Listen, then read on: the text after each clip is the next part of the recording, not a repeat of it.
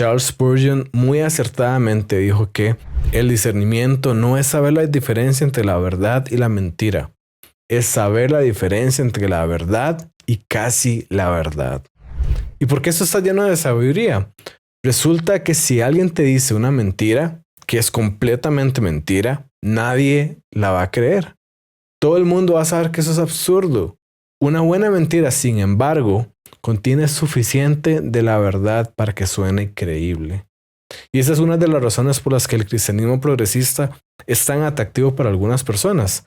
Y es porque contiene algunos elementos de la verdad que hace que nos suene bien, que hacen parecer que tiene mérito. Pero no por eso quiere decir que es una postura que sea verdaderamente correcta. Veamos este ejemplo. ¿Cuál es tu argumento central, el básico? Mi postura, diría yo, en realidad se apoya mucho en algunos de los primeros santos y teólogos católicos. ¿Conoces este argumento? Ha habido un alto grado de diversidad en la teología cristiana sobre cuándo exactamente comienza la vida. Tienes a Agustín y a Tomás de Aquino. Ellos tenían la creencia de que en algún momento después de la concepción, y hay distintos grados de fechas y momentos en que eso ocurre, creían que la vida realmente comienza. Y creo, siendo muy honesto, que esa es una pregunta que está más allá de nuestro nivel de competencia, incluyendo el del magisterio de la Iglesia, para saber con precisión el momento exacto en que comienza la vida. Pero me parece a mí, desde donde estoy, entendiendo la ciencia y con mi perspectiva teológica, que la vida no comienza en la concepción. ¿La concepción es una vida potencial? Vemos aquí cómo esto realmente es una reinterpretación de la historia de la Iglesia y hay varias cosas que debemos tener cuidado. ¿Por qué? Porque esto es un non sequitur, ¿verdad? Eso no se sigue de acuerdo al argumento que le está planteando. Si él dice, no, es que por ejemplo, Tomás de Aquino, Agustín tenían diferentes perspectivas, ¿verdad? No tenían ese entendimiento, no lo veían así, de que la vida humana empezaba en la concepción. A pesar de que eso sea cierto, eso no quiere decir que ellos mismos estarían a favor del aborto, ¿verdad? O que pensarían que ese es un tema gris o un tema difuso que no está claro.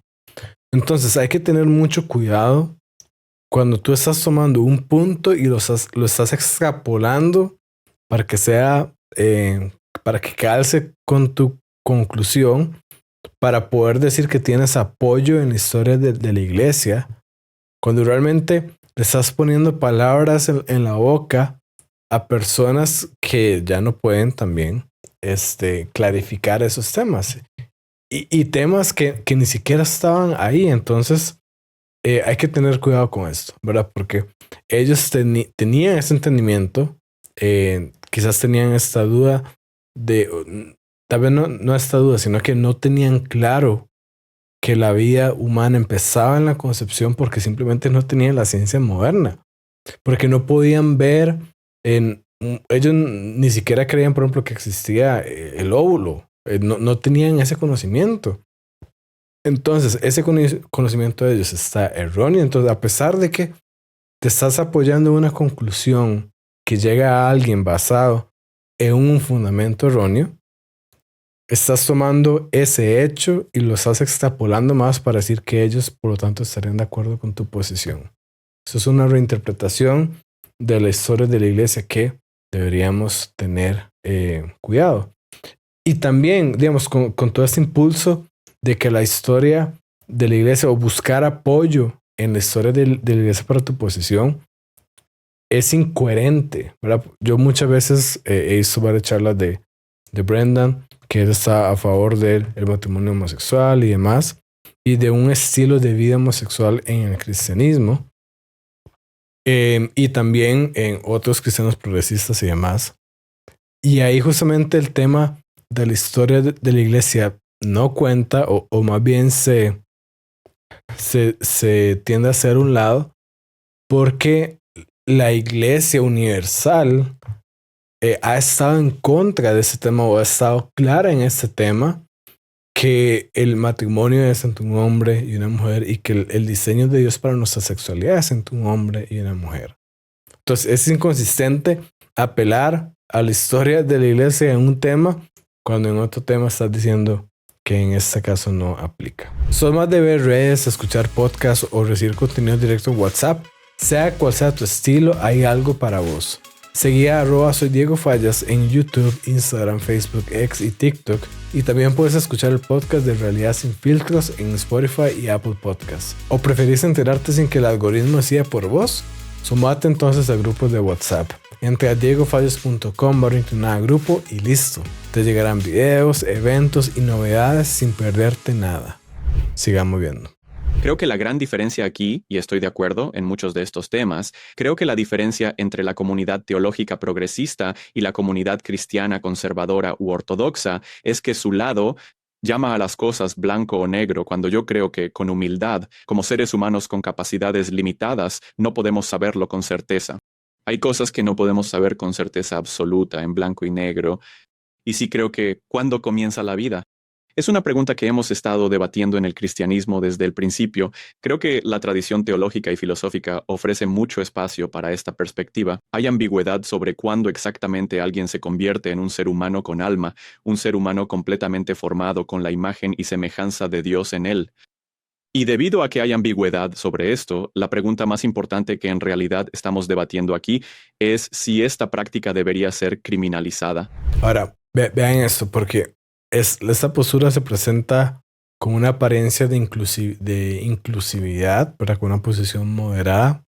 Pero aquí yo les quiero preguntar, ¿verdad? ¿Qué es mejor? ¿Verdad? ¿Es acaso malo tener una posición firme sobre un tema como el aborto?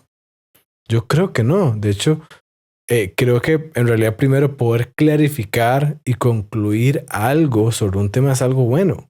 ¿Verdad? Es algo bueno porque te permite avanzar en el conocimiento en lugar de nada más decir, no, esto es un área gris y ya.